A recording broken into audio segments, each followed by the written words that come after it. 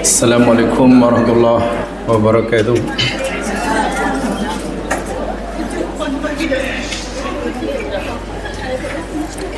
Alhamdulillahilladzi bi ni'matihi tatimmus shalihat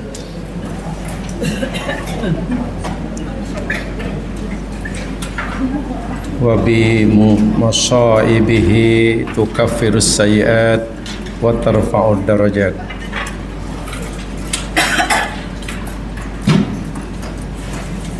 Segala puji bagi Allah,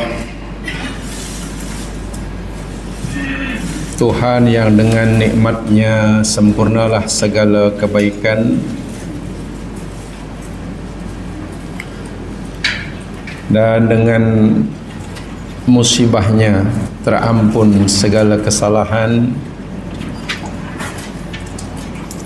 dan diangkat segala darjat dan kedudukan.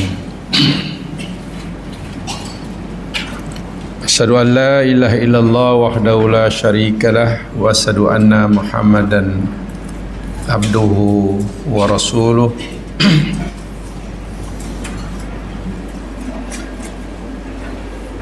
Al-marju syafa'atuhu yawma la yanfa'u malu wala banun.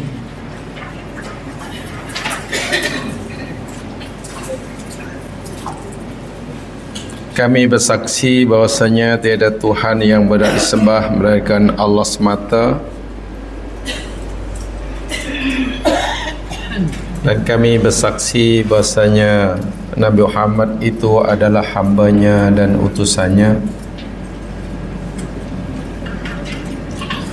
Rasul yang sentiasa diharap-harapkan syafaatnya kelak pada hari kiamat, hari di mana anak pinak dan harta benda tidak akan memberikan manfaat sedikit pun kecuali bagi mereka yang datang menemui Allah dengan membawa sekeping hati yang salim. Allahumma tahhir qulubana minan nifaq. Oleh sebab itu, ya Allah, sucikan dan bersihkanlah hati-hati kami daripada sifat nifaq, wa a'malana minar riya. Peliharalah amal ibadah kami, ya Allah, daripada sifat riya. Wa al-sinatana minal kadhib.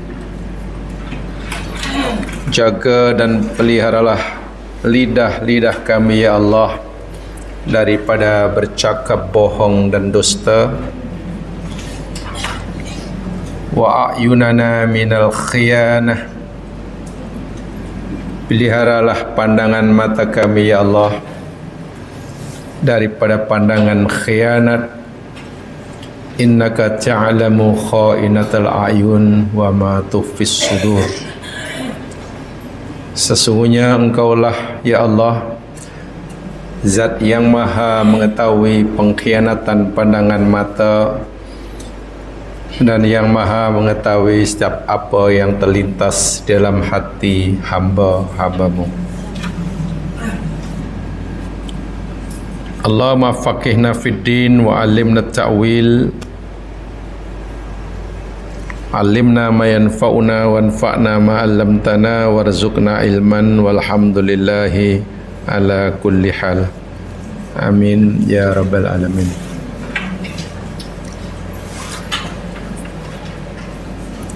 Jamaah yang dirahmati Allah sekalian, dengan melafazkan bismillahirrahmanirrahim, insyaallah kita akan teruskan cerita dapur kita Suratul Kahfi. Minggu lepas kita telah mulakan kajian kita pada ayat yang ke-45. Ada beberapa perkara lagi yang belum sempat saya sampaikan berkaitan dengan ayat 45 ini.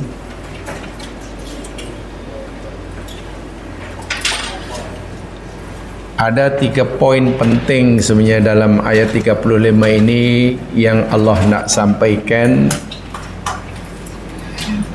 yang perlu kita kaji lebih lanjut lagi. Yang pertama, poin pertama, yakni Allah samakan al-hayatud dunya dengan air. Dari aspek mana al-hayatud dunya punya persamaan dengan air? Itu poin pertama. Poin yang kedua, Allah memberitahu kita bahawa air boleh menyatu dan bercampur dengan tumbuh-tumbuhan. Dalam setiap tumbuhan yang hidup, pasti di situ ada air. Bagaimana ia berlaku, betulkah begitu? Ini kaitannya dengan maklumat kauniyah.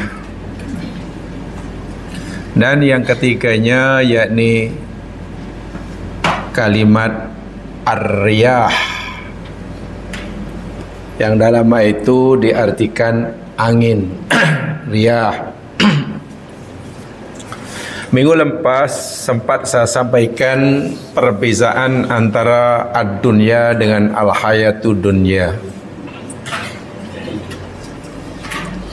Perbezaan yang pertama, yakni ad-dunya merujuk kepada apa saja yang Allah ciptakan buat hambanya di sini dan kini.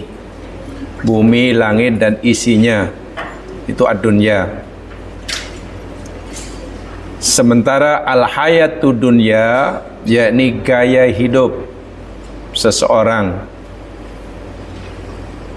yang berorientasikan kekinian dan kedisinian, atau al-hayatud dunya yakni pandangan hidup seseorang terhadap ad-dunya.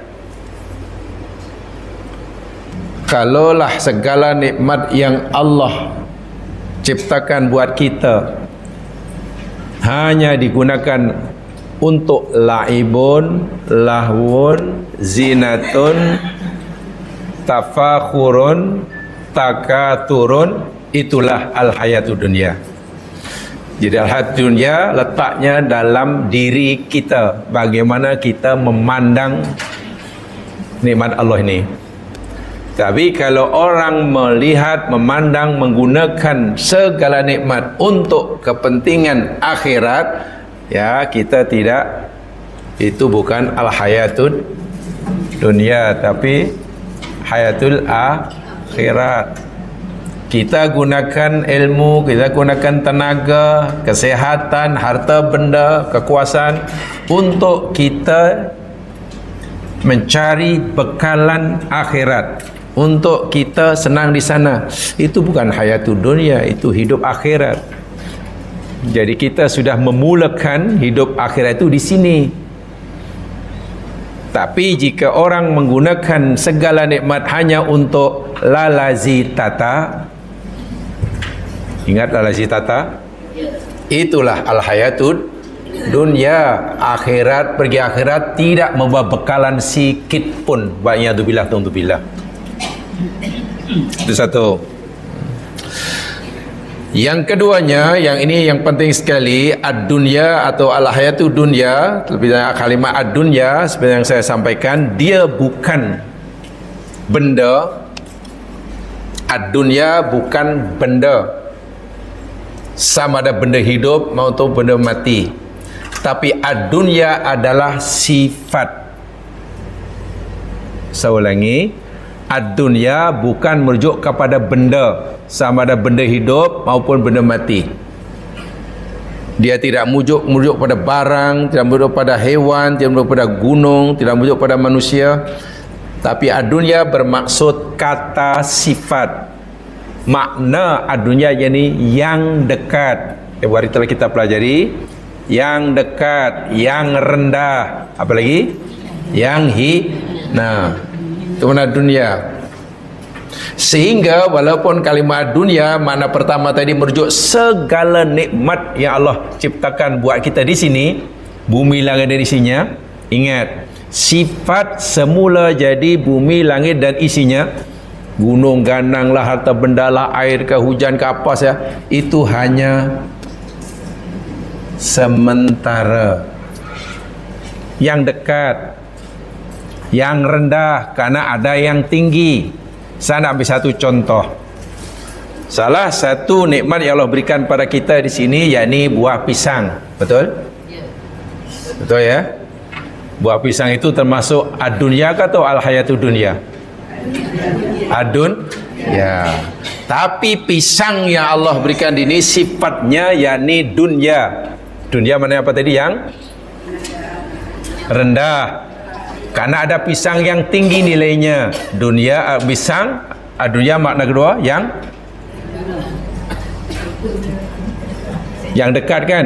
Ya dekatlah, dekat mata sini, yang sini. Sebab ada pisang yang jauh. Kemudian dunia tadi apa makna kita? Yang hina. Ya hina karena ada pisang yang di akhirat ada pisang tidak? Tanya Al-Quran, pasti ada. Salah satu buah-buahan surga itu pisang. Tengok, di sini pisang, di sana pisang. Tapi pisang di sini panggil ad-dunya. Karena pisang di sini sifatnya dekat, hina, rendah. Karena ada pisang yang jauh, yang sifatnya mulia dan tinggi. Itulah maksudnya, itu betul. Nampak di situ ya. Baik, di sini ada emas atau tidak? Ada, jamaah semua pakai emas, saya tahu. Ada simpanan 10 kg pada tidak seorang.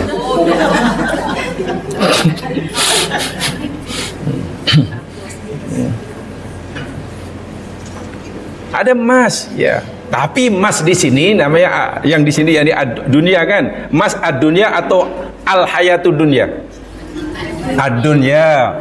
Emas di sini sifatnya dunya, maknanya emas ini sifatnya rendah dan hina.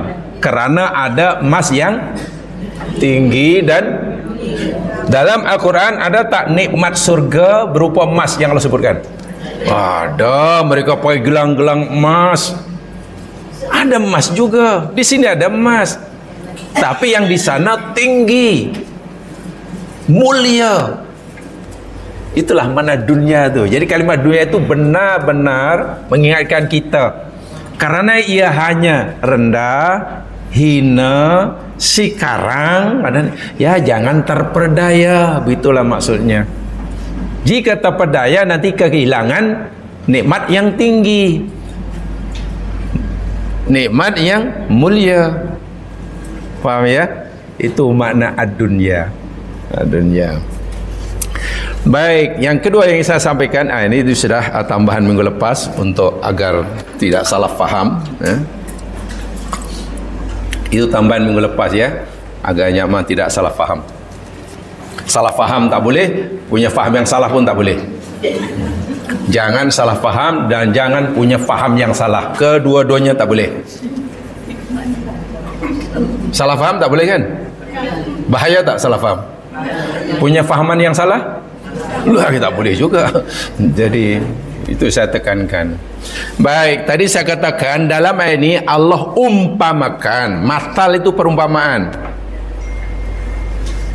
Jadi kalau kita nak mengetahui hakikat al-hayatud dunya, kan? Ada hayatud dunya itu tak nampak. Kalau kita ingin memahami hakikat al-hayatud dunya, Allah kata, cobalah kamu perhatikan sifat-sifat air.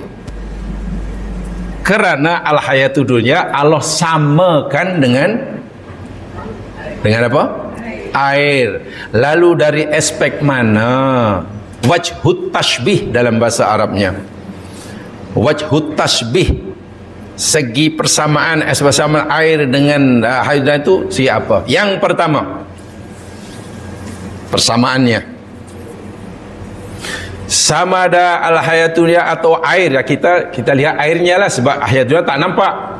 Yang kita boleh kaji airnya, yang boleh kita bawa ke lab airnya, yang kita cari maklumat saintifiknya airnya. Karena ia boleh dilihat dengan mata, dipegang oleh tangan, dirasa oleh lidah, dihidu oleh hidung, tapi al-hayatu dunya tak nampak. Jadi kita kaji airnya. Sifat air yang pertama, adamul istiqrar. Sifat air yang pertama yakni dia tidak tetap. Air ini sentiasa berubah-ubah, tidak menetap di satu tempat sahaja. La yastaqirru fi makanin wahid. Jamaah sekalian, kalau jamaah letakkan air katalah di gelas macam ini, lalu kita biarkan beberapa minggu, beberapa bulan, bertahun, jadi apa agaknya?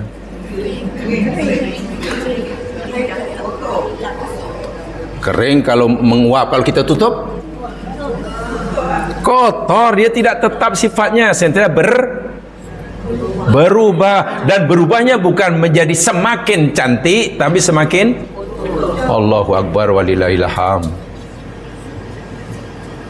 Imam Asy-Syafi'i berkata, inni ra'aitu wuqufal ma'i yufsiduhu. Aku sentiasa melihat air yang tergenang di kolam atau di apa, karena air itu terlalu lama katalah genang di satu kolam, yufsiduhu, akan merusakkannya. Air takung di kolam, dalam jangka yang sama airnya makin jernih atau makin kotor? Pasti membusuk. Insala toba wa illam yajri lam yatib. Itu kata Imam Syafi'i. Jika air yang di kolam tadi mengalir, ada yang masuk, mengalir lagi, dan toba, air itu akan sentiasa jernih. Tapi jika dia tidak mengalir, takung situ aja berbulan-bulan, bertahun-tahun, dia akan jadi busuk, akan jadi kotor. Itulah ad-dunya, berubah-ubah, berubah-ubah. Sana pergi contoh. Makanan itu ad-dunya atau al-hayatu dunya? Makanan. Makanan. Ad-dunya ya? Ad-dunya. Makanan yang kita rasa paling lezat, katalah paling lezat hari ini, inilah makanan yang terlezat menurut saya.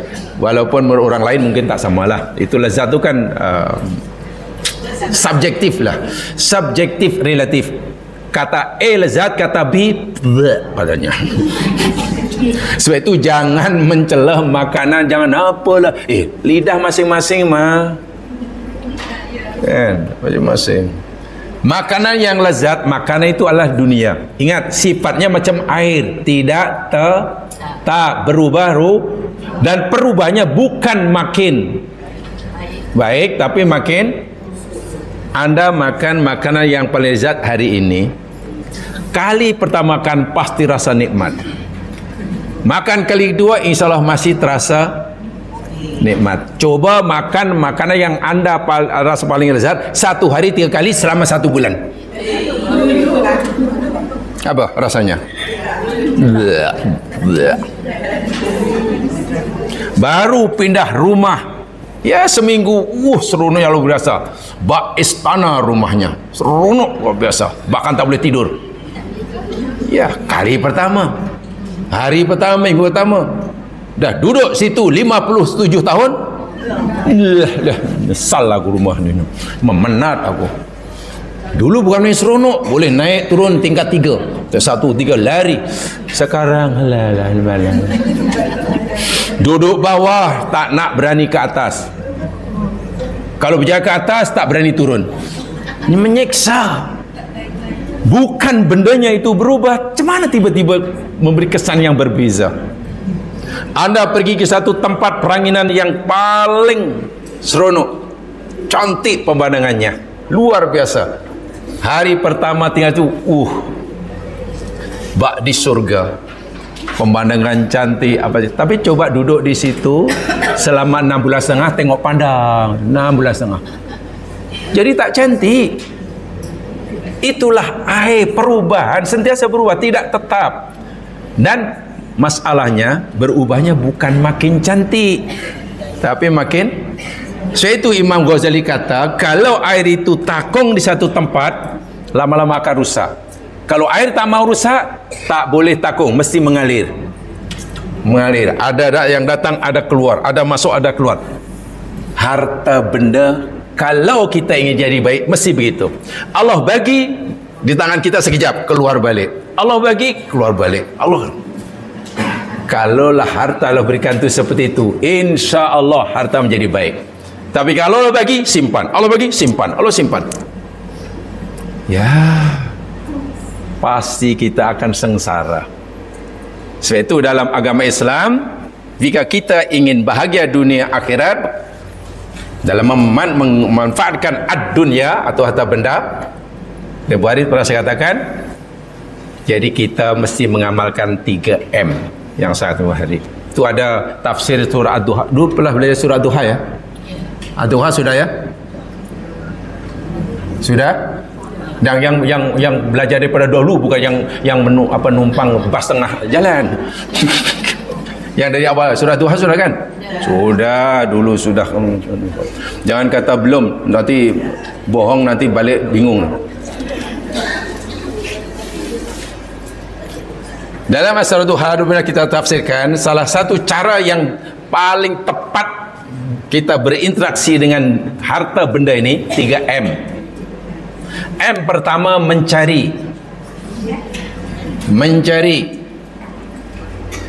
Bekerja, cari, apalah yang nak kita, supaya punya kebun lah, punya rumah lah, punya wang lah, punya, cari sebanyak-banyaknya. Disuruh itu namanya bekerja. Selepas kita mencari, akhirnya kita M kedua, memiliki, mempunyai. Kan jadi milik kita. Kebun dah jadi milik kita, dah milik kita, wang milik kita. Itu M kedua. Setelah jadi milik kita banyak, kita pun tanya, ya Allah, selama ni aku mencari, mohon padamu ya Allah, sebenarnya hamba ni hanya perlu 20 dalam hidup. Kenapa engkau bagi 60? Kenapa Allah bagi 60 sedangkan kita hanya perlukan 20? Yang 40 itu apa ni ya Allah? Allah kata, yang 40 itu kamu bagi orang lah. M ketiga namanya memberi. Bila kita dah berikan, akhirnya dunia kita hartanya bertambah atau kurang? Kurang, mencari lagi hingga memiliki. Setelah memiliki, memberi. Kita hanya boleh memberi banyak jika kita memiliki banyak. Bila kita boleh memiliki banyak bila kita mau mencari. Yang jadi dermawan tapi tak punya apa-apa, kirim salam. Aku ingin jadi dermawan, kalau boleh wakaf di mana-mana. Awak ada ke? Tak ada. Ini kalau ada katanya. Ya carilah. Malas lah cari ya. Itu namanya ya hanya mimpi, angan-angan, majenin. Inilah maksudnya. Air demikian juga. Air dalam kolam. Kalau tak nak busuk, ada air yang masuk. Bila air kolam itu penuh, keluar. InsyaAllah bertahun-tahun air itu sentiasa bersih. Tapi kalau masuk di takung tak ada yang keluar, akan harta demikian juga. Hanya cari miliki, simpan. Tak pernah ada yang keluar. Pasti akan menyengsarakan hidup. Itu dipanggil filosofi semut. Madhabnya semutiah. Orang yang hanya 2M, mencari, memiliki, itu madhabnya bukan Syafi'iyah tapi semutiah. Maknanya apa? Madhab semut. Semutiah itu semut lah. Semut itu hidupnya hanya mencari dan memiliki, tak pernah memberi. Tak pernah tanya semut. Purata umur semut, purata hanya 70 hari. Purata itu paling lama tu, 2 bulan lebih saja. Tak ada sampai 3 tahun, 4 tahun. Dalam jangka masa 70 hari atau paling lama 3 bulan, dalam semut boleh bekerja, boleh menghimpunkan makanan untuk keperluan dirinya, cukup dimakan bekalan selama 6 tahun. Bayangkan. Ya, seekor semut. Kan hari-hari kerja kan? Himpun dulu. Cukup untuk bekalan makan dia selama 6 tahun. Mencari selama paling lama 3 bulan. Bila bapak semut mati, mana dia meninggalkan Harta banyak kan? Anaknya sebenarnya goyang kaki kan? Dapat pusaka. Tidak, anaknya cari lagi, kumpul lagi. Semua tak pernah memberi. Iya, dia cari mana. Jadi semut contoh yang tak baik. An-Namlu namanya. Dalam Quran ada An-Namlu kan? Dalam Al-Quran juga ada An-Nahlu. Nahlu maknanya lah. Jadi madhab lebah hismah yang bagus. Lebah ini mencari, memiliki, kemudian memberi. Lebah madu, ya Allah ya Tuhanku jamaah sekalian, bukan main susah nak buat madu. Terbang sana sini, cari nektar sana sini, sikit, simpan di sarangnya, buat sarang bukan main canggih. Lama itu. Nak pastikan dapat menghasilkan madu. Setelah berjaya menghasilkan madu, lebah madu ni kan, lebah madu rupa-rupanya, ini kata kawan saya dahulu, saya dapat maklumat dari beliau ada seorang pensara di UM dan minat dalam dunia ini kan. Karena waktu itu dia tahu bab yang kauniyah, saya tahu yang qauliyahnya. Setelah menghasilkan madu, lebah madu hanya perlukan 6% saja daripada madunya untuk mempertahankan hidupnya. 6% saja. Yang 94% dibagi siapa sama lebah? Bagi dah. Nah, ambillah manusia, ambillah, tapi janganlah engkau bakar aku, katanya. Iya, susah payah tu. Tengok, cari sebanyak-banyaknya sehingga memiliki sebanyak-banyaknya sehingga dia dapat memberi itulah lebah. Dalam Quran ada surah An-Nahl. Nabi pun memberitahu kita, orang mukmin yang baik, orang mukmin yang seperti lebah. Sahabat mukmin yang tak baik, orang mukmin macam semut. Ya, harta seperti ini. Macam air. Dia tidak tetap, berubah-ubah. Jika ia diam, rusak. Tapi jika terus mengalir, jadi baik. Harta demikian juga. Kalau hanya masuk, kemudian simpan, masuk, simpan, tak ada yang keluar, pasti rusak. Ya, pasti rusak. Jadi kena 3M rumusnya ya. Mencari, memiliki, memberi. Jangan hanya 2M. Kalau 2M madhamnya semutiah. Cari, memiliki, beri. Yang penting anak ada. Yang penting untuk apa? Kita perlukan 10, Allah bagi 15. Pasti ada tujuannya. Pasal apa Allah bagi kita lebih dari yang kita perlukan. Yang lebih dari keperluan itulah yang Allah suruh berikan. Itu ada dalam Al-Quran. Al-Afbu namanya. Apa saja yang lebih daripada yang kita perlukan, hendaklah kita berikan. Yang kedua, sifat air adalah az-zawal wal fana. Al-ma'u yadhabu wa yazul. Sifat air yang kedua yakni mudah lenyap, mudah binasa. Letak air saya kata tadi, dibakul ke apa, letaklah di bawah sinar matahari, tunggulah sehari dua, hilang, tak ke mana. Menguap kan? Bukan tumpah, menguap. Dah tak ada kesannya, tak tahu jadi apa lah.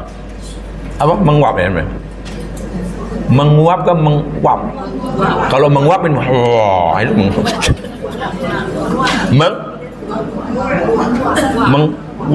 menguap. Oh, tu menguap. Itu air. Jadi kejap aja hilang. Jangka hayatnya sekejap aja. Demikian jugalah al-hayatud dunia. Seronoknya sekejap. Tadi saya katakan, nikmatnya makanan hanya kali pertama kita makan. Itu pun selama 3 kali. Kalau sudah 1 bulan, hari-hari dah tak sedap. Seronoknya duduk rumah baru, ya minggu pertama, minggu kedua lah. Bila dah 55 tahun, seronoknya coba. Seronoknya memakai kasut baru, tumit tinggi bila? Mula-mula beli kan? Mula beli pakai kali pertama. luar biasa bahagianya, seakan-akan dunia ada yang punya. Kasut tu masih elok, coba sekarang pakai.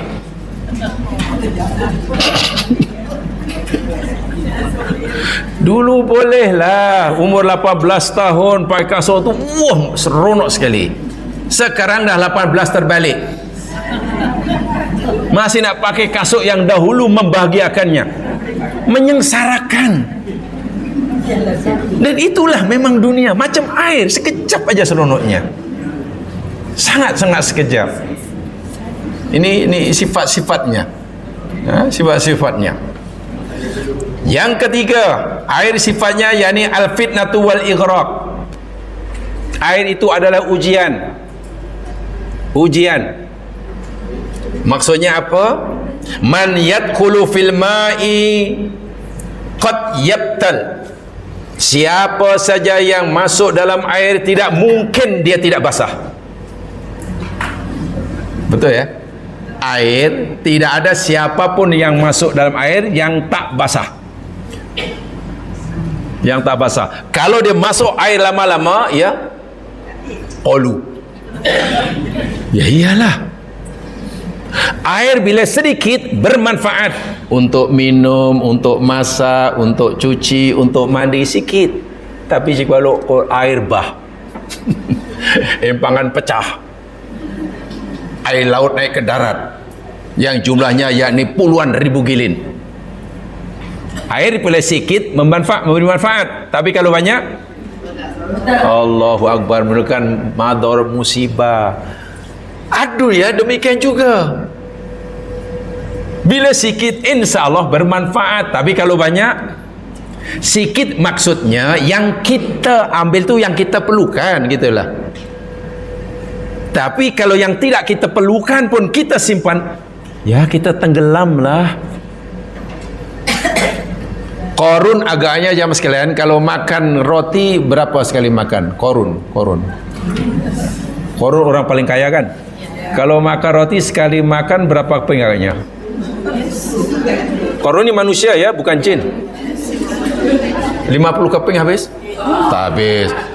Kalau nasi akhirnya seberapa pinggan ya? Macam kita juga kan? Macam kita. Agaknya kalau dia berjalan lah, naik kendaraan dia, katalah kendaraan kuda lah, berapa ekor kuda yang boleh naiki serentak dia berjalan? Seekor kan? Kalau dia katalah berjalan dan ingin pakai kasut, agaknya berapa pasang yang perlu dipakai? Satu. Korun punya istana yang luar biasa, tak tahulah sebesar berapa kali stadium. Bila tidur perlu berapa kaki untuk tidur? Nah itu sebenarnya keperluan tu. Bila sikit beri manfaat, tapi maksudnya korun simpan banyak-banyak, walaupun tak tahu untuk apa. Macam semut tadilah, simpan banyak-banyak tapi tak tahu untuk apa. Kata agama dipanggil as-sa'adah fil milki. Dia ingin mencari kebahagiaan dengan cara memiliki. Ada dua jamaah sekalian ya.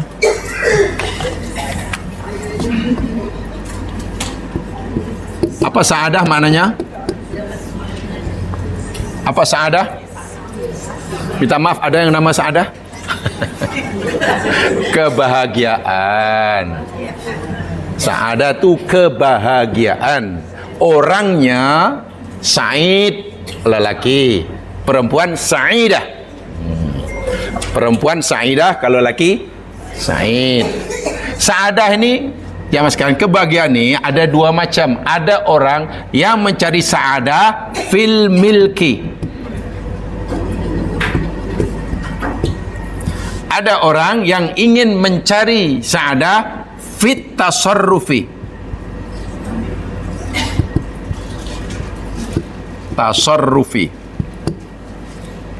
Yang ini tadi saya katakan, ini adalah filosofi semut. Ini filosofi nahal, lebah. Ada orang ingin mencari kebahagiaan, keseronokan, kepuasan dengan cara memiliki, mempunyai. Kalau aku punya itu, kalau kau punya itu, kalau kau, walaupun dia tidak tahu untuk apa. Bagaimana bangganya setengah orang kalau dia punya kediaman mewah di setiap benua. Bukan setiap kamu ya, di setiap benua. Asia ada, Eropah ada, Latin Amerika ada. Siap dengan kemudahannya, kendaraannya. Tapi adakah tiap hari tinggal di istananya yang 5 benua itu? Tak. Kata pekerja itu pun, tuannya datang sini ke? Tak ada. Mungkin setahu saya, tak ada, ini dah 5 tahun tak datang. Dah 5 tahun tak pergi situ. Kan banyak istananya, rumah mewahnya. Habis siapa yang menikmati istana megahnya yang ada di Latin Amerika? Pekerja tu yang hari-hari berendam kat swimming pool, dia lah. Iya, yang ampunya tak tahu kat mana. Tapi bangga, oh saya bangga, orang pun tahu, biar orang lain tahu yang aku punya 5 istana di 5 benua. Aku punya semua jenis kendaraan, darat, laut, udara, kereta apa jenisnya, hatta kereta lembu pun aku ada. Tujuannya supaya orang tahu yang dia punya segala-galanya dan dia bangga. Kebanggaan seperti itu namanya al-fil-mil. Itu filosofi semut, pasti menderita akhirnya, percayalah. Sementara ada orang mencari kebahagiaan fit tasarrufi, ingin bahagia dengan cara membelanjakan, memberi, macam lebah tadilah. Seronok rasanya kalau dapat menolong orang, seronok rasanya kalau dapat berbagi nikmat dengan orang lain, luar biasa. Seronok rasanya kalau tengok orang yang sakit dan ia dapat menolongnya hingga sembuh. Bahagia sungguh. Inilah yang sebenarnya bahagia. Dunia kalau hanya dimiliki, ya, banyak akan jadi ini, boleh menenggelamkan orang itu. Tenggelam dia, hanyut. Hanyut. Bukan hanya di akhirat, di dunia pun nanti sudah menderita. Pasti sudah menderita. Tapi itulah manusia ini.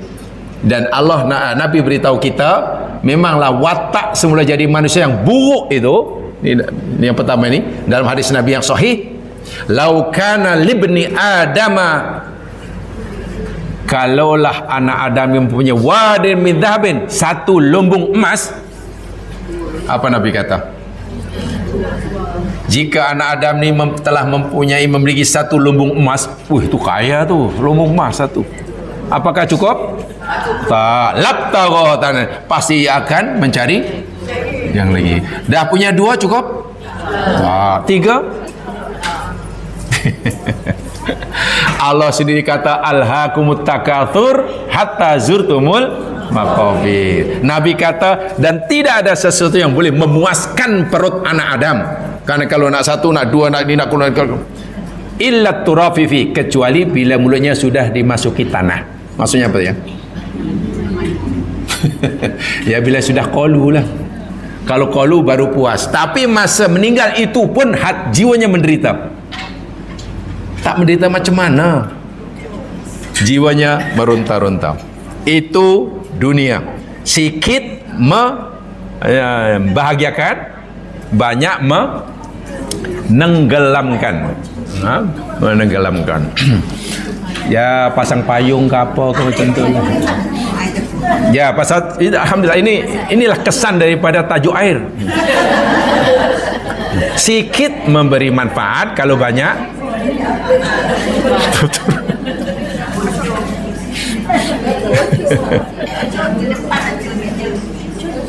ya alihkan aja lah, depankan aja lah. Depan ni pun kosong, ni kosong ni kosong. Boleh, tidak makruh pun, apalagi haram.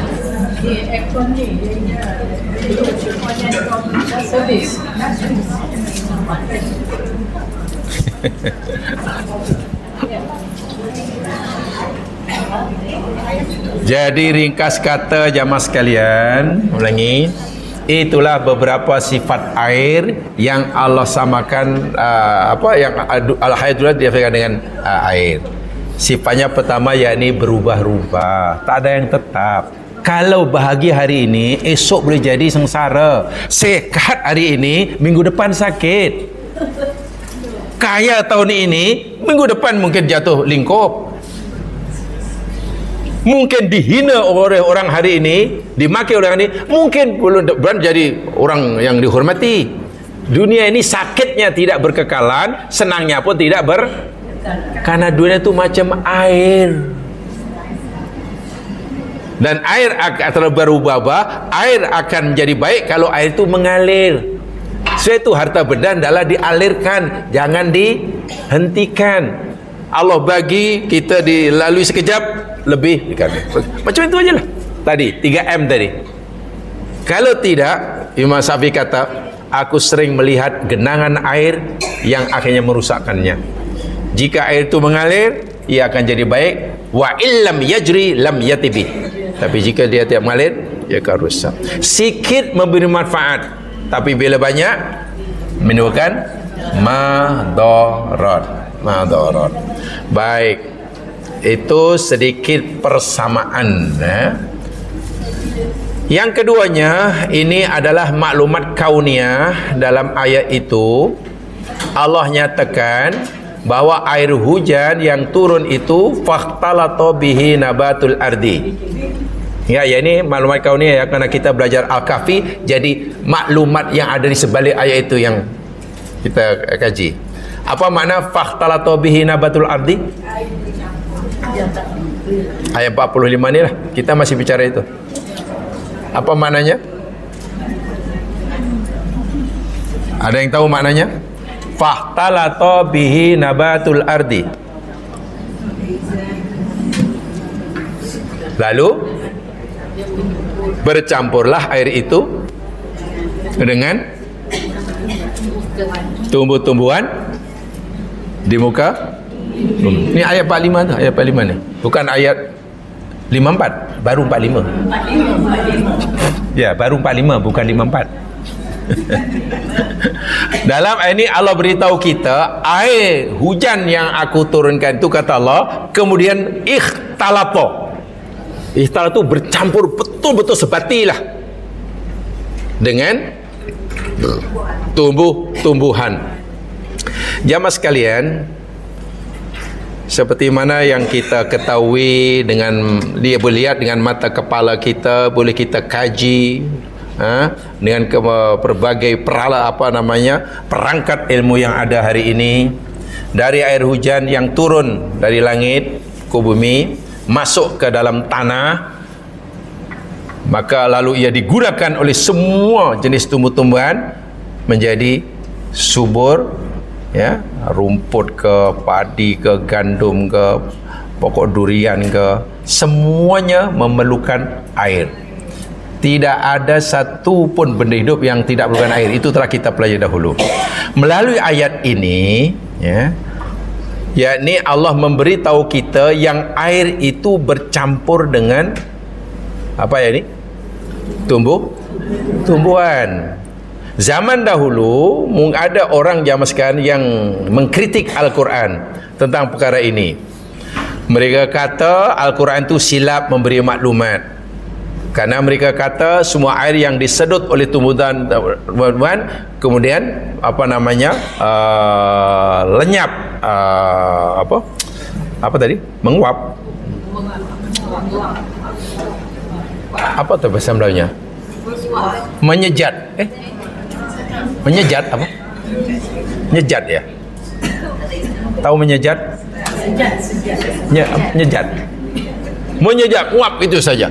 Jadi Tuhan tidak menyimpan air. Dahulu orang fikir begitu, mengkritik Al-Quran. Quran tidak tepat memberikan maklumat. Macam mana Quran bercerita air hujan boleh bercampur sebati dengan tumbuh-tumbuhan? Bahawa tumbuhan itu menjedut air, ya, tapi lepas itu hilang, air itu hilang, tak disimpan dalam artinya. Quran menafikan. Ayat ini jelas sekali. Jadi air bukan semuanya menyejat ke atmosfera, ya. Bahkan zaman sekarang rupa-rupanya lebih kurang menurut kajian-kajian saintifik terkini, ya, rupanya ada hampir 3% daripada air yang disedot, yang bercampur dengan tumbuhan itu, yang disimpan oleh tumbuhan. Bahwa ada air yang masuk dalam pokok, katalah pokok itu mulai menyedot air ketika masih benih lagi lah, pakai masuk-masukkan tu. Betul. Dan sebagian akan menguap, betul. Tapi rupanya menurut kajian saintifik dalam ilmu botani, cabang daripada ilmu biologi, tumbuh-tumbuhan dapat sentiasa menyimpan paling kurang 3% air yang disedutnya. Jadi tidak boleh tumbuhan itu langsung tidak menyimpan air walaupun sikit, tak boleh. Pasti akan innalillah lah. Pasti akan innalillah. Bayangkan, tak begitu sekali. Dan itu Masya Allah digunakan oleh tumbuhan untuk akan ditukar menjadi klorofil, untuk memproses foton sinar matahari dalam dirinya. Kan dia ada panggil fotosintesis kan, cuma jadi pada foton tu sinar matahari itulah. Foton itu akan Masya Allah membantu dia bertumbuh besar, berkembang, berbuah dan seterusnya. Tanpa air yang disimpan dalamnya, ya tumbuhan akan matilah. Jadi sekering apapun tumbuh-tumbuhan, selagi masih hidup, pasti dalam dirinya ada air. Jadi bila Allah kata ikhtalat ini maknanya bukan tergenang begitu ya jemaah sekalian. Ikhtalat ini macam mana ya? Sebatilah. Ibarat jamaah katakanlah tepung, nak masak roti tepung, lalu kita masukkan garam dan gula. Garam dan gula itu bukan berada di satu tempat, tapi karena kita sudah gaul, maknanya garam dan gula itu sudah sebati dengan tepung tadi. Sebatinya garam dan gula dengan tepung itu namanya ikhtalata. Jadi air masuk dalam tumbuh-tumbuhan ini bukan betakung ke akarnya, atas kosong, atau betakung ke batangnya atas saja, bawah kosong, tak ada. Sebati. Setiap sel dalam tumbuhan itu ada air. Itu mana ikhtalata. Setiap sel tumbuh-tumbuhan itu ada air. Karena kalau sel tidak ada air, tak ada air, akan mati kan. Yang telah kita pelajari tempoh hari bahwa segala sesuatu dicipta, kehidupan dicipta oleh Allah daripada air. Saya bacakan Arabnya. Al-ijazul ilmi fi ikhtilati nabatil ardi bil ma' yazharu fil ayatil karimah kemu'jizatan ilmiah. Pada ikhtilatu, bercampurnya, sebatinya air dengan tumbuh-tumbuhan, itu dijelaskan oleh Allah melalui ayat ini. Ayat apa? Ayat lebih jelas sekali. Mari kita lihat surah Al-Hajj ayat 5. Di situ benar-benar Allah menunjukkan bukti bahwa air itu benar-benar sebati dengan tumbuhan itu, bermula daripada ketika ia masih berupa benih. Benih ke biji? Benih dengan biji mana lebih dulu? Benih dan biji mana lebih dulu? Katalah mangga lah. Biji mangga dengan benih mangga mana lebih dulu? Oh, tak tahu lagi. Macam mana boleh tak tahu zaman semua punya kebun? Jadi kalau kebun tu jangan hanya tengok buahnya, kena belajar dari tanam. Kan Quran suruh memperhatikan pokok, benihnya kan, apa bijinya ya? Kan mula biji. Biji itu tidak ada tanda-tanda kehidupan. Ambillah sebiji padi banyak, padi kan? Atau jagung lah banyak, diteropong bawah jam-jam, tidak ada tanda-tanda kehidupan, tapi dia punya potensial untuk hidup. Ada potensi hidup, menunggu air. Nanti bila sudah disimbah di air, potensi kehidupan itu akan muncul. Di sini Allah nyatakan, tengok dalam surah Al-Hajj, sangat-sangat luar biasa. Ini ilmu biologi ini, khasnya botani. Ayat 5 surah Al-Hajj. Saya bacakan daripada faida yang berkaitan dengan ayat ini ajalah. Faida anzalna 'alaihal ma. Ada ayatnya? Ayat 5. Baca yang berkenaan, bukan dari awal mah. Baca dulu, cari dulu. Curi jalan itu sampai tengah jalan nanti jumpa. Sebab adresnya bukan di awal jalan. Ada? Fa idza anzalna 'alaihal ma. Apa artinya? Maka apabila kami telah menurunkan ke atasnya bumi yang mati, alma akan air. Bila kami dah turunkan hujan ke atas bumi yang gersang, yang kering, tazzat. Allahu Akbar. Ni kalimah pertama. Bumi tazzat. Apa dia tazzat maknanya? Tazzat.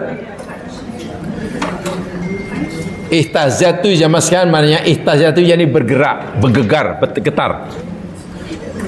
Bukan bergerak kanan kiri perlahan, tidak, tapi apanya? Gerakan yang laju tu apa namanya? Bukan gerak ni tapi apa namanya? Apa tam Melayunya? Bergegar, bergetar. Vibration lah kata orang Bangsar. Bergetar. Apa? Kata orang Bangsar vibration. Kata orang Kota Damansara ihtazat. Jadi bukan gerak macam pokok tiup angin, bukan dulu. Ada benih yang mati, tak ada tanda kehidupan, tapi ada potensial untuk hidup. Bila disimbah dengan air dan air hujan, bumi tadi yang menyimpan, tiba-tiba bumi itu, dan getarannya sangat halus, tidak boleh kita kesan kecuali dengan peralatan yang sangat canggih. Ya, mungkin kalau tengok dalam skala Richter boleh dilihatlah tu. Warobat. Apa robat? Roba yarbu. Kembang. Apa mana riba? Riba daripada kalimah robat. Kembang kan? Berkembang makin banyak itu. Roba. Tiba-tiba kembang. Jadi bumi tadi kembang. Selepas itu wa ambatat. Lalu dia menumbuhkan, bumi itu menumbuhkan atau keluar tumbuhan min kulli zaujim bahij, daripada tiap-tiap zauj, jenis tumbuh-tumbuhan, bahij yang indah, yang cantik. Masya Allah. Haitsu tasiful ayat ini memberitahu kita tentang hakikat kauniyah, yakni fakta-fakta saintifik, zawahirud daqiqah ilmiyan fi amaliyatil imbat ba'da hutulil amtar. Berkaitan dengan maklumat saintifik berkaitan dengan tumbuh-tumbuhan selepas bumi disiram dengan air hujan. Ada dua di sini. Tapi keajaiban ni jamaah sekalian, terlalu sangat halus lah, sangat halus. Pertama ayat itu tadi gunakan kalimah ihtazat. Ihtazat yang ini tadilah, bumi itu tenang, senyap, macam pingsan lah. Begitu turun hujan, bumi bergetar. Ihtazat. Inna yani tahdusul ihtizajatud daqiqah, mengalami satu getaran yang sangat halus yang tak boleh nampak oleh kita, fi habibatit torb, dan getaran itu juga menggetarkan potensi kehidupan yang ada pada benih tadi. Kalau padi lah, kalau jagung lah. Kesan air tadi bukan sekadar menggegarkan, menggetarkan bumi, tapi ayat getarannya sangat halus ya. Ini hanya boleh dibaca melalui ukuran skala Richter lah, Richter scale, sehingga tumbuh-tumbuhan atau benih pun ikut bergetar. Mimma yasmahu lil ma'i bitahallul bainaha fi faraghatis safaih al mukawwinat liturba. Masya Allah.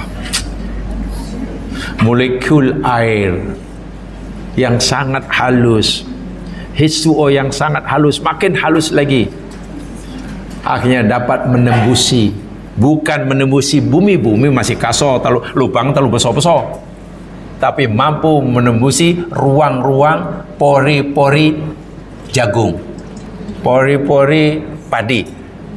Kan benih biji padi kan ada apa, kulit ya? Tak ada lubang kan? Tapi subhanallah, ya, molekul air boleh disebabkan padi tadi, apa padi tadi, benih padi tadi atau biji jagung tadi kekaran itu ibaratnya macam membuka pintu untuk, subhanallah, dan sangat halus. Kan ini sudah peringkat molekular. Tak nampaklah kita, kalau kita tengok pun tak nampak apa-apa lah. Tunggulah sehari dua, tiba-tiba benih padi tadi pecah, kulitnya pecah, membelah. Jagung tadi yang keras tadi terbelah. Dengan terbelahnya keluar apa tu namanya itu? Tunas. Halus sangat, kira jentik pun patah. Allah sudah ceritakan mula-mula ihtazat, bergetar. Dengan bergetarnya itu membuka ruang atau pori-pori atau pintu-pintu masuk dalam benih tadi sehingga molekul air boleh sebati dengannya. Setelah itu, setelah bergetar apa? Warobat. Apa tadi robat? Berkembang, muncullah tunas. Karena air masih terus berpandi itu, makin besar, keluarlah cabangnya, rantinglah, buah, masya Allah. Wa ambatat, dan bumi menumbuhkan pelbagai tumbuh-tumbuhan. Dan ini luar biasa. Ini maklumat kauniyah yang Allah telah beritahukan pada kita umat manusia 14 abad yang lalu lebih. Waktu itu agaknya saintis barat masih seperti apa? 14 abad yang lalu. Orang-orang barat agaknya masa itu masih seperti apa? 14 abad yang lalu. Sudah pandai atau jangan-jangan masih hidup di pokok? Tok nenek moyang kita katalah kalau dah ada lah tinggal di Semenanjung 14 abad yang lalu, masih seperti apa hidupnya? Dah ada sekolah belum agaknya? Sekolahan? Belum. Atau mungkin sekolah dewasa belum ada? Sudah mengenal huruf atau belum? Belum ya? 3M belum tahu ya? Membaca, mengulis, mengira tak tahu ya? Tapi Quran sudah memberikan maklumat saintifik yang sangat canggih yang baru dapat diungkap hari ini. Inilah Al-Quran. Inilah Al-Quran. Maklumat dasarnya pada umumnya telah dijelaskan dengan bahasa yang sangat pendek. Bila aku turunkan hujan dari langit, bumi yang akhirnya mati, kering, yang di dalamnya mungkin ada benih itu, benih ini, benih itu, benih ini, bumi jadi ihtazat, kata gegaran, gerakan, ya. Termasuklah benih yang ada di dalam yang tersimpan, kalau adalah ikut gitu. Dan seakan gegar itu membuka pintu-pintunya. Tapi peringkat molekular ya, peringkat yang sangat halus, peringkat molekul ini, sehingga air atau molekul air dapat masukinya. Dan air, kata Allah, kami jadikan segala sesuatu daripada air kehidupan. Terbelahlah benih tadi, biji tadi, keluar tunas besar-besar. Robat itu makin kembang, makin besar, akhirnya berbuah. Lebat buahnya, tapi tak lama, sebab Quran kata dunia ini fana. Macam air tadi lah, tak kekal. Ya paling kali berapa lama? Contoh pisang punya, jangkanya berapa lama kalau pisang? Sekali berbuah pun dah kolu dah. Pisang sekali buah kolu. Yang paling lama apanya? Buah apanya? Durian. Tapi tak ada lah durian sampai 200 tahun, tak ada. Kalaupun durian katalah apa namanya tua sekali, yang empunya durian sudah kolu dahulu. Sementara juga nyata dan kekal. Itulah yang Allah mahukan kita faham ni. Sebab itu di dalam ayat tadi, sambungan ayat itu setelah cerita tentang menyatunya dengan sebati antara molekul air dengan sel tumbuh-tumbuhan, Allah kata apa? Dalam beberapa masa kemudian, sebulan ke setahun ke, fa asbaha hashiman tadruhu riyah. Apa tu? Tumbuh-tumbuhan itu akan menjadi kering, asalnya menghijau, tak kemana perginya air. Kenapa tiba-tiba sel tumbuh-tumbuhan itu tak mampu lagi menyimpan air yang menjadi nyawa dia? Maknanya tumbuhan pun Allah telah tetapkan ajalnya mati juga. Ataupun kematian durian, apakah pokok ini hidup karena ada nyawa? Itu cerita lain, sebab kehidupan ada dua. Satu nama al-hayat an-nabatiyah, satu nama al-hayat ar-ruhiyah. Kehidupan ni ada dua. Benda hidup ni ada dua. Satu hidup nabatiyah, hidup nabati seperti hidupnya pokok, tumbuh-tumbuhan. Yang satu hidup karena ada roh. Manusia, lembu, itu karena ada roh. Nah, makhluk yang hidup yang ada roh itu akan mati bila rohnya jadi akan merasai sakitnya.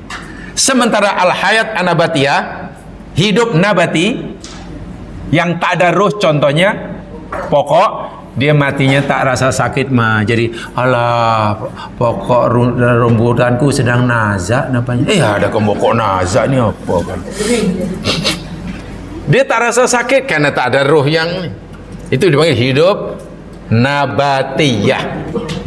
Hidup nabatiyah. Nabati. Kemudian kering, selepas kering tadruhur riyah. Apa tu? Diterbangkan. Menerbangkan akannya oleh angin. Bermakna apa tu? Kekal atau tidak tadi keindahan tadi? Sekejap.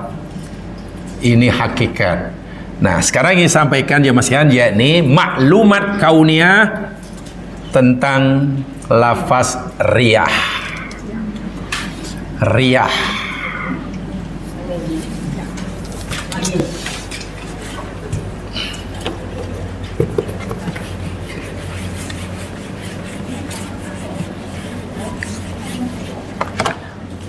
Apakah fi-nya? Ini dia.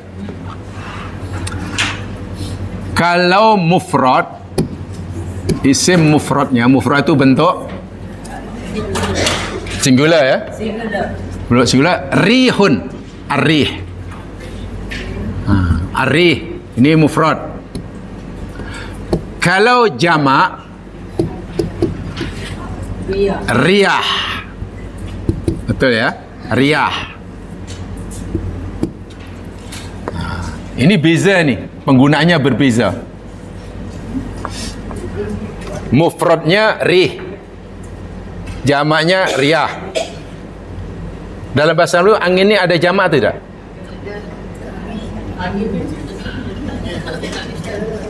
Kalau orang ada kan, orang-orang, buku-buku, hari-hari, ada jamak kan? Ada mufrad, ada jamak kan? Hari contohnya hari-hari, banyak hari. Orang, banyak orang kan. Buku, banyak buku kan. Kan ada jamak kan, ada mufrad, ada book, ada books. Kalau angin ada tak yang angin dan angins? Bahasa Melayu ada tak jamak? Angin-angin. Angin-angin ventilation kan, angin-angin jadi ventilation, berangin. Bahasa Arab lain, bahasa Quran lain. Angin itu ada mufrad singular, ada plural. Bukan bermakna angin ini kalimat isim atau noun yang apa namanya, boleh dibilang. Bila Allah kata banyak angin, karena angin ini jenisnya macam-macam, gitulah. Jadi bila Allah kata riyah, itu menunjukkan bahwa angin ini bukan hanya ada satu jenis, tapi banyak jenis. Itu maknanya beberapa abang itu bukan ini angin satu, angin dua ini. Lalu ada beranak pinak, tidak. Jadi kalau bahasa ini kan angin termasuk apa ya? Uncountable noun kan. Jadi tak boleh dikira. Tapi macam mana boleh ada jamak? Nah, bezanya begini, secara umum. Ini kaidah secara umum walaupun ada pengecualian. Likulli qaidatin istisna. Tiap-tiap kaidah pasti ada pengecualian. Tapi secara umum, kaidah secara umum, ya. Bila Quran gunakan rih maknanya isim mufrad ya, angin saja. Ini diguna pakai dalam Al-Quran, nanti sekali tunjukkan, untuk menunjukkan angin azab. Angin siksa, yang membawa siksaan, yang membawa musibah, yang membawa kerusakan. Adapun bila Allah gunakan riyah, itu merujuk pada angin yang membawa rahmat. Tengok bagaimana detailnya Al-Quran. Tapi kalau tengok terjemahan tak nampaklah itu. Sebab terjemahnya sama. Hanya yang terjemahnya yang satu angin, yang satu angin-angin. Quran tidak. Kalau jumpa ayat di situ Allah gunakan rih, itu merujuk angin yang membawa azab, musibah, kehancuran. Ini secara umum ya, walaupun ada pengecualian. Ada 4 ayat yang tidak bermakna azab. Sementara bila Allah gunakan riyah, itu merujuk pada angin yang apa? Membawa rahmat. Jadi ada dua di sini, sudah ada angin azab, ada angin rahmat, ada angin rahmat. Begitu. Secara umum lah, secara umumnya. Kita boleh lihat contohnya. Coba jamaah lihat.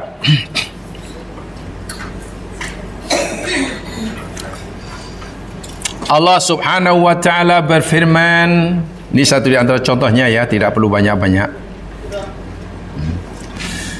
Di dalam surah Al-A'raf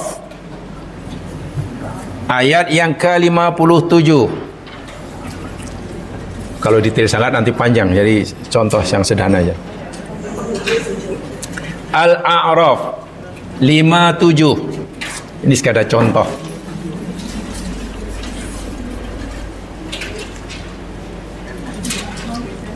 Tidak perlu detail sangat sebab tidak ada exam kan.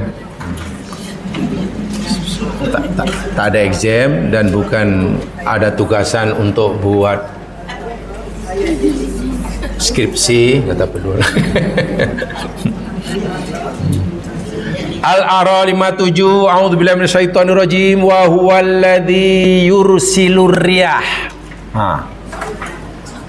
Ada jumpa? Dan dialah Allah zat yang mengutuskan riyah. Itu mufrad atau jama' ni? Riyah jama'. Karena jama' digunakan untuk apa pakai tadi? Rahmat. Tengok ayat selepasnya. Bushram baina yaday rahmati. Membawa kabar gembira daripada sisi rahmatnya. Hatta idza aqallat sahaban thiqala, sehingga apabila angin tadi telah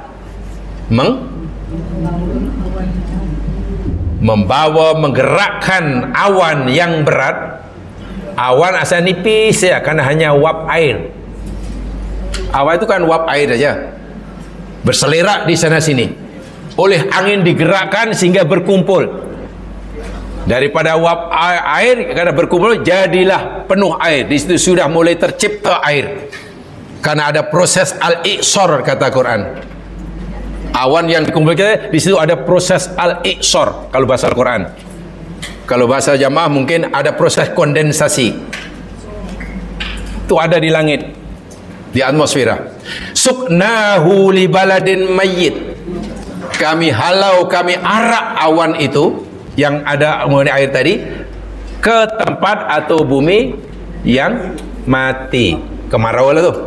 Fanzana bihil ma. Lalu kami turunkan dengan sebab awan jadi akan air, yakni hujan lah. Dengan sebab turunnya hujan, farasna bihi min kulli thamarat. Lalu kami keluarkan dengan sebab air hujan itu dari pelbagai buah-buahan. Kadzalika nukhrijul mauta. Demikianlah kata Allah, kami akan mengeluarkan orang-orang yang mati. Nanti orang mati hidup semula. Allah katakan macamlah bumi yang kering, gersang, turun air hujan, tumbuh-tumbuhan. La'allakum tadhakkarun, supaya kamu beringat. Baik. Ayat ini cerita rahmat Allah atau cerita siksa Allah? Rahmat. Karena cerita rahmat Allah gunakan ar-riyah. Betul ya? Ar-riyah. Karena ini cerita rahmat. Cerita rahmat. Biar pelat Arab sikit. Rahmat. Kalau pelat Melayu, rahmat.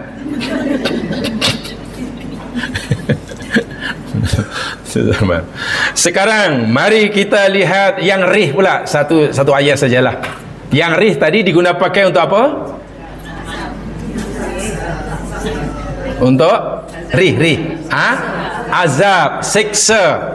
Mari kita lihat surah Al-Hajj ayat 31. Al-Hajj ayat 31.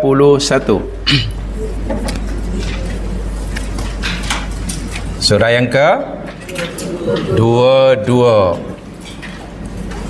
2231.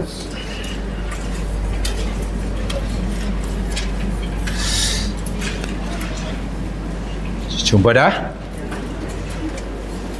Hunafa lillahi ghairu musyrikin bih. Ya, orang-orang yang lurus semata-mata karena Allah dan tidak syirik.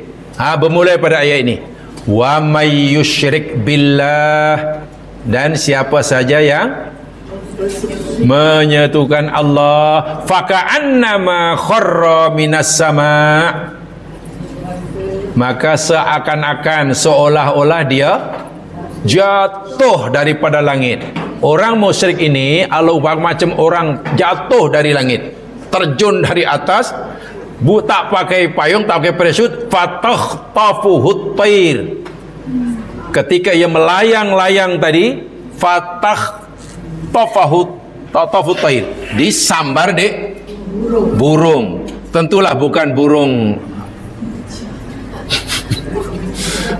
apa yang kecil itu. Ini tentu burung Garuda nih yang boleh menyambar nih. Kan? Au tahwi bihirri, atau menerbangkan akannya oleh rih. Rih apa? Mufrad atau jamak ini? Mufrad. Fi makanin sahiq. Allah terbang oleh angin hingga di tempat yang jauh. Baik. Allah beri perumpamaan. Orang musyrik itu diibaratkan Allah macam orang jatuh daripada langit, jatuh daripada kapal terbang yang tinggi yang sedang terbang 40.000 kaki, tak pakai payung, tak pakai parachute, kemudian di tengah melayang itu disambar oleh burung Garuda atau ditiup oleh angin, ditebangkan dan jatuh di tempat yang baik. Ini siksa apa, cerita nikmat atau azab? Ini orang yang tersiksa atau orang yang dirahmati Allah? Dahlah jatuh dari langit, melayang-layang, langgar di Garuda. Siksa kan? Karena siksa, tengok Allah kata tahwi bihir rih. Betul? Tak boleh ditukar jariyah. Karena ri isim mufrad, yakni diguna pakai untuk makna azab. Faham ya? Ini poinnya.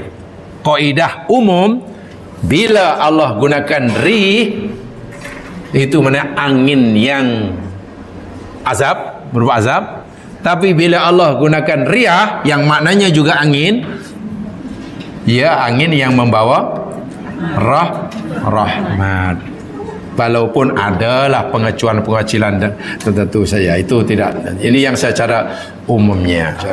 Sebab itulah di dalam Al-Quran, jamaah sekalian, menurut Al-Quran, angin ini dibagi menjadi dua sahaja. Satu, angin yang membawa rahmat. Dua, angin yang membawa azab. Aja dua saja. Kalau kata pakar meteorologi dan geofisik, angin ini ada berapa? Kalau kita tanya kepada pakar meteorologi dan geofisik, yang kerja di Jabatan Ramalan Cuaca, apa ya? Itu kan mesti orang yang punya background pendidikannya mesti dalam dunia itu. Geofisik, meteorologi itu pasti dikuasai itu. Layak di situ. Kalau hanya punya ada diploma masak, tak layak di situ. Ini diploma masak suruh kerja bagian ramalan cuaca. Nanti bukan ramalan cuaca nanti.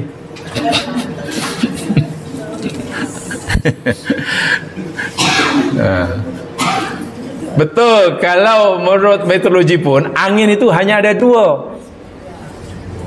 Tetapi pembangnya berbeza. Kalau kita tanya kepada dia orang ni, saintis meteorologi atau geofisik, angin itu ada dua. Satu, angin lokal namanya. Kedua, angin monsun. Angin lokal yakni angin yang ada berlaku di sehari-hari itulah.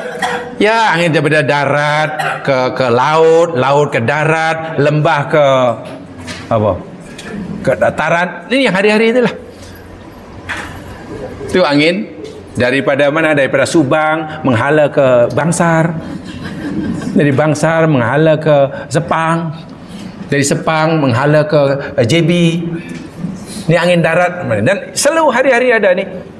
Atau mungkin daripada Kuala Lumpur ke Bangsar. Ya, karena perbezaan tekanan udara, kan begitu kan.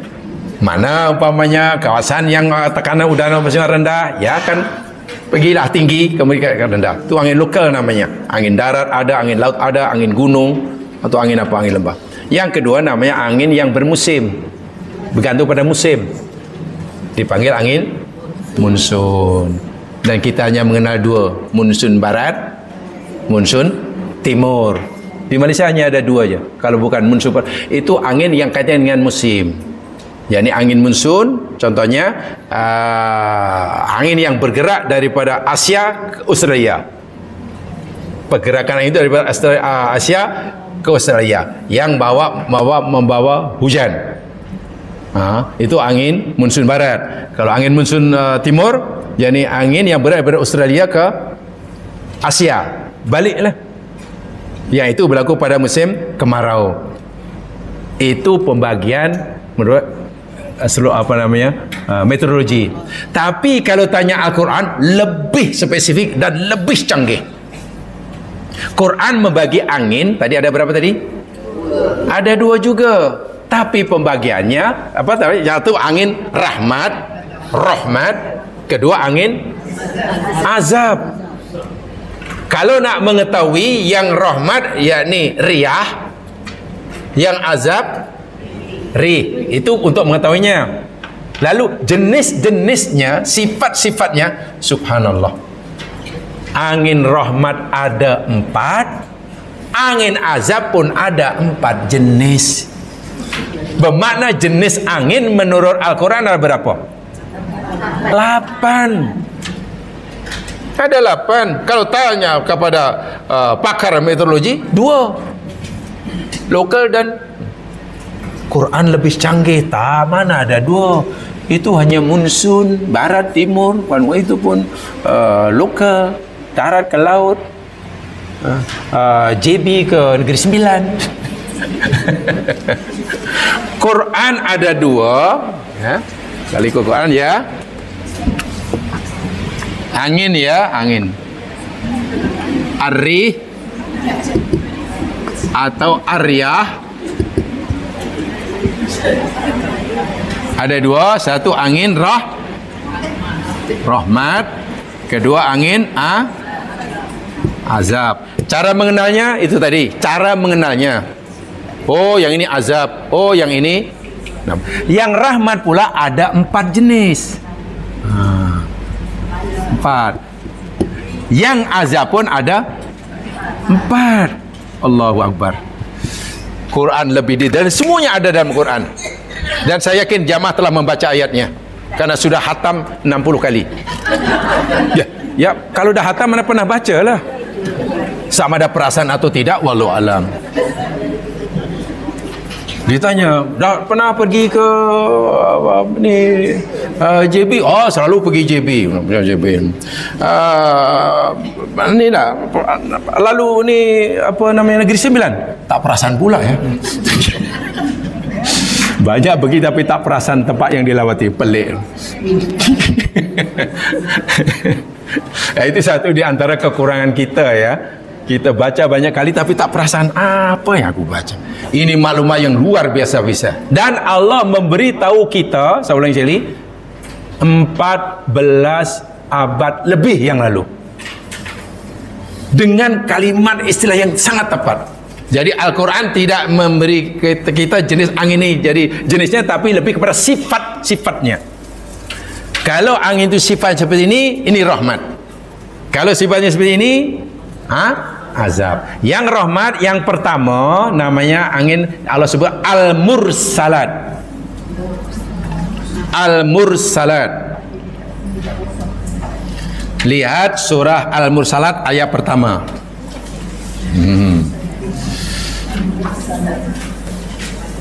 Nama angin itu Al-Mursalat. Surah Al-Mursalat ayat pertama. Cepat sikit.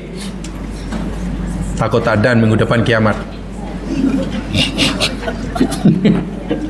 Wal mursalati urfa.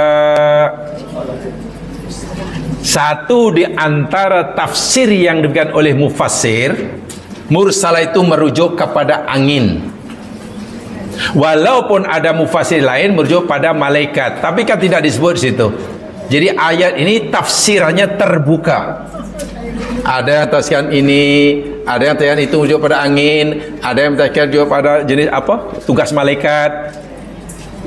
Jadi ayat ini tafsirnya terbuka.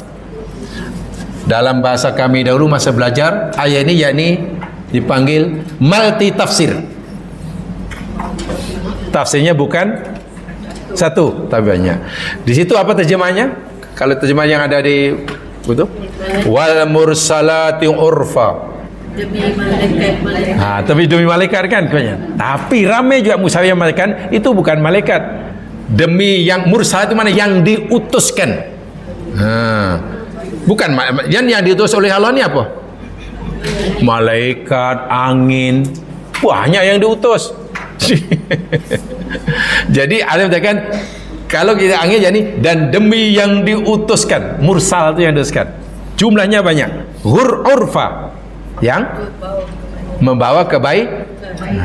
Jadi ini merujuk pada angin yang membawa rahmat, namanya mursalah. Saya ulangi, tidak dinafikan. Ada yang menafsirkan ini malaikat, ada yang angin, tapi itu kan penafsiran. Sedangkan ini tafsirnya terbuka. Yang kedua, nama angin berrahmat, yakni ayat yang ketiga, surah yang sama, Nasyirat. Namanya Nasyirah. Angin rahmat yang kedua namanya An-Nasyirah.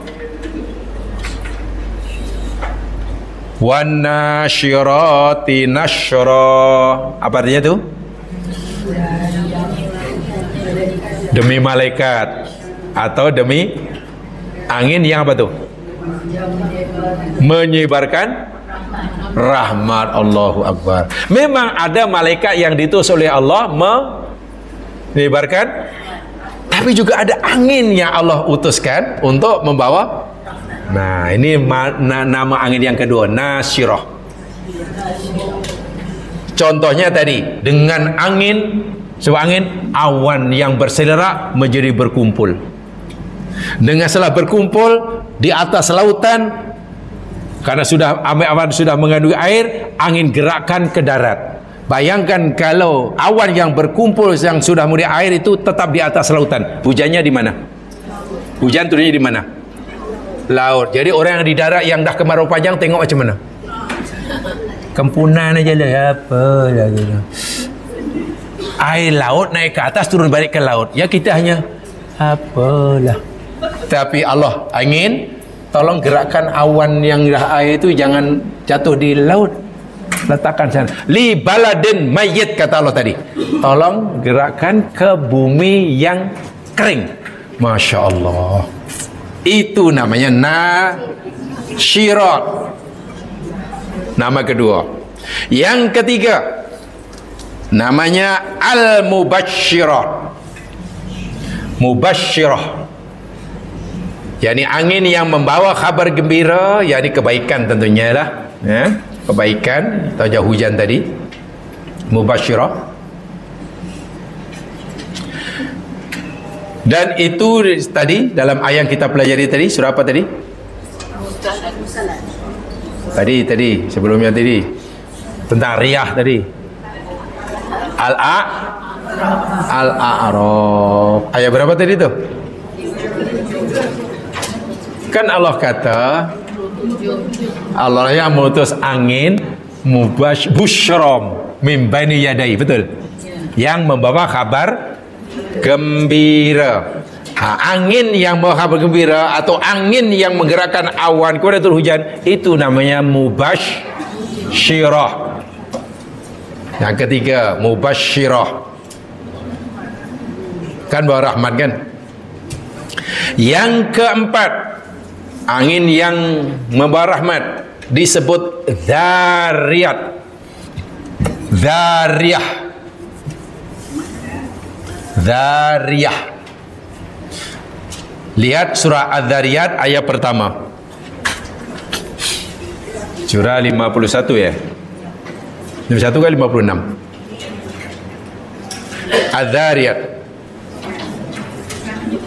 51. Macam mana bunyinya?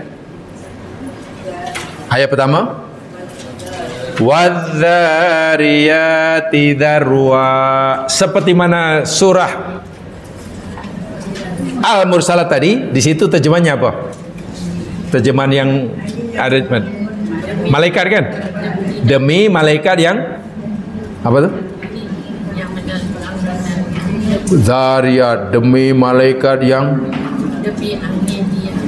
malaikat ke angin tu? Angin. Demi angin yang menerbangkan debu-debu atau apa yang diterbangkan dengan seterbang-terbangnya. Tak semestinya debu, demi angin yang menerbangkan apa yang diterbangkan. Sebab darwa di situ bukan maf'ul bih. Darwa di situ maf'ul mutlak namanya. Jadi objeknya tidak disebut. Demi angin yang menerbangkan, apa yang diterbangkan Allah tak sebut. Bila tak sebut, mana umum. Boleh jadi debu, boleh jadi uap air, boleh jadi apa tu namanya, alah lupa sana. Kan tumbuh-tumbuhan ni zaman sekarang kahwin juga ya, sehingga boleh buah kan. Katalah pokok jagung. Kan dalam petiannya itu ada jantan betinanya. Lalu apa yang bila ada angin kan bergerak dan jatuh sehingga bunting pula. Bunting kan mengandung apa kan? Quran sebut itu. Demi angin yang Allah utuskan sebagai lawakih, Quran kata. Angin yang boleh menggerakkan, menerbangkan sehingga mengawinkan, itu lawakih. Lawakih itu terjemahan bebas dari juru nikah. Tok Qadi. Orang dahulu pelik, macam mana angin jadi juru nikah ni?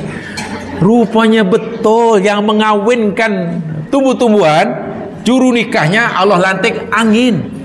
Angin, kau kawinkan tu jagung tu, kasihan dah berumur belum punya anak. Kasih dia bunting, angin pun gerakan. Maaf tu jatuh. Kawin dia. Iya. Allahu Akbar walillahilhamd. Kadang ada satu biji apa jatuh di tempat jauh. Macam mana boleh tumbuhnya di tempat yang lain? Diterbangkan dek. Nah, angin yang fungsinya seperti itu namanya zariyah. Angin rahmat atau angin azab? Rahmat. Ada berapa itu? 4. Sekarang angin azab pun ada 4 menurut Al-Quran. Nama-namanya: 1, Al-Aqim. Al-Aqim. Lihat surah Ad-Dariyat juga ayat 41. Ad-Dariyat 41. Teruskan aja tadi tengoknya. Ini angin azab, namanya Aqim. Aqim. Pakai Q. Aqim. Ay ar-rihul lati laysat fiha barakah wala talqahus sajar. Angin yang langsung tidak membawa keberkatan, angin yang tidak mampu mengawinkan tumbuh-tumbuhan, bahkan menghancurkannya. Namanya Aqim. Makna asal Aqim, kalau orang, Nabi Zakaria pernah mengadu pada Allah ingin punya anak. Setelah Allah beritahu punya anak, dia bingung. Ya Allah, macam mana aku punya anak? Aku dah tua. Wamro'ati. Akhirah dalam ayat lain Aqim. Istriku mandul. Kalau orang Aqim tu mandul. Jadi kalau angin mandul, mana angin? Yang tahu berkah. Tengok ayat 41. Wa fi 'adin id arsalna 'alaihim ar-rihal aqim. Apanya tu? Dan kepada kaum Ad, ketika kami utuskan ke atas mereka angin yang aqim. Ya, angin yang langsung tidak ada membawa keberkahan sikit pun, sebenarnya angin yang menghancurkan. Ini namanya angin azab, namanya aqim. Angin yang Allah pernah suruh untuk membinasakan kaum Ad. 1. Yang kedua, nama angin azab yang kedua, namanya sor-sor.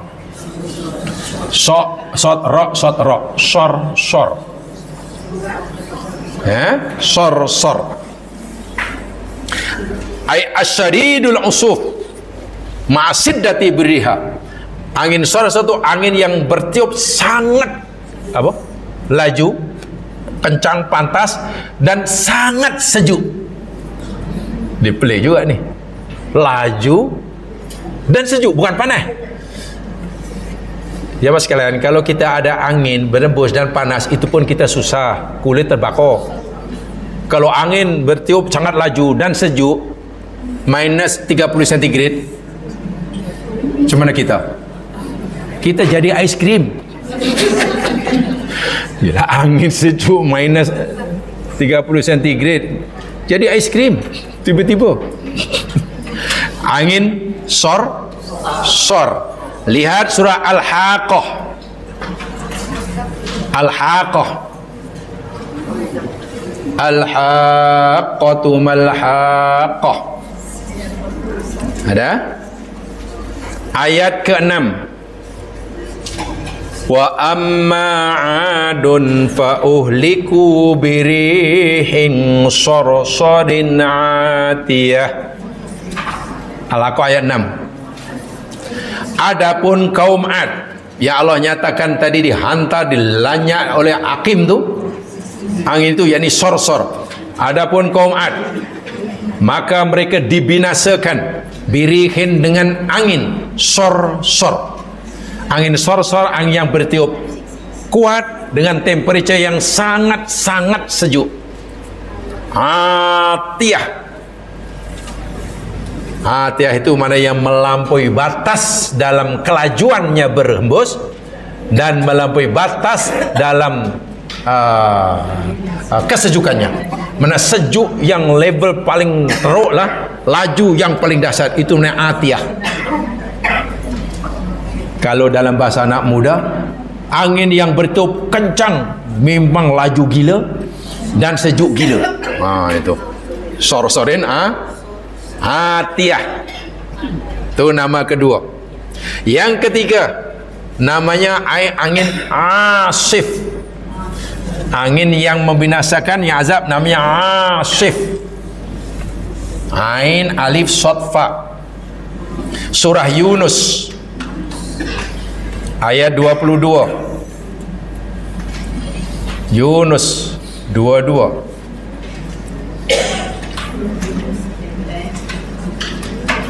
Walladzi yusayyirukum fil barri wal bahri, dialah Allah yang menjalani kamu di darat dan di laut. Hatta idza kuntum fil fulki, sehingga bila kamu berada di atas bahtera. Wajaraina bihi birihin thayyibah, dan kapal itu berlayar dengan hembusan angin yang sepoi-sepoi basah, angin yang baik. Farihu biha, dan seisi kapal, penumpang kapal semuanya gembira karenanya. Ja'at harihun asif, Masya Allah. Tiba-tiba datang meniup kapal itu rihun asif, angin yang bertiup sangat kuat, bertiup sangat kuat dengan tiba-tiba. Itu asif. Bayangkan kapal layar asalnya berlayar dengan selesa, tiba-tiba ada angin yang berembus sangat kuat. Ini kapal layar nih, ya habislah kapal itu. Sehingga timbullah gelombang, muncul gelombang kanan kiri depan belakang dari selarah. Penumpang kapal yakin kapal itu akan tenggelam, sekejap lagi akan mati.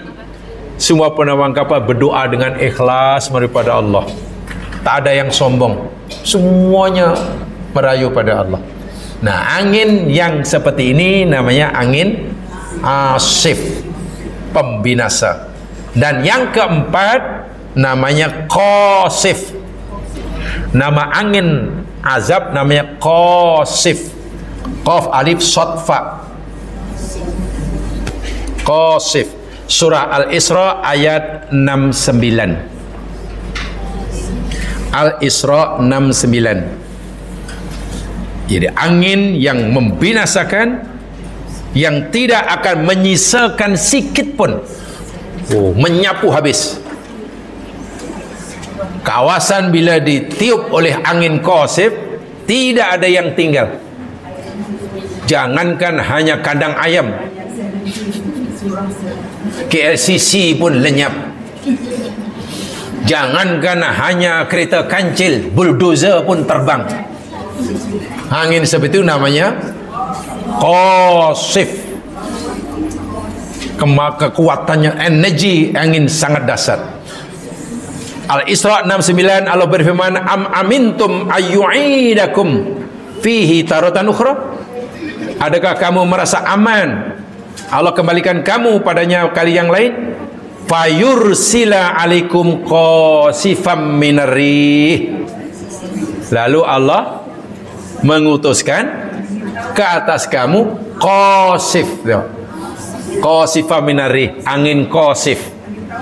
Ya, tak perlu dimakan, ini istilah agama, jadi bahasa Indonesia tak cukup kalimat. Minta maaf, 8 nama ini khas bahasa Al-Quran. Kalau kita terjemahkan dari bahasa Melayu tidak cukup word, jadi malah bingung kita.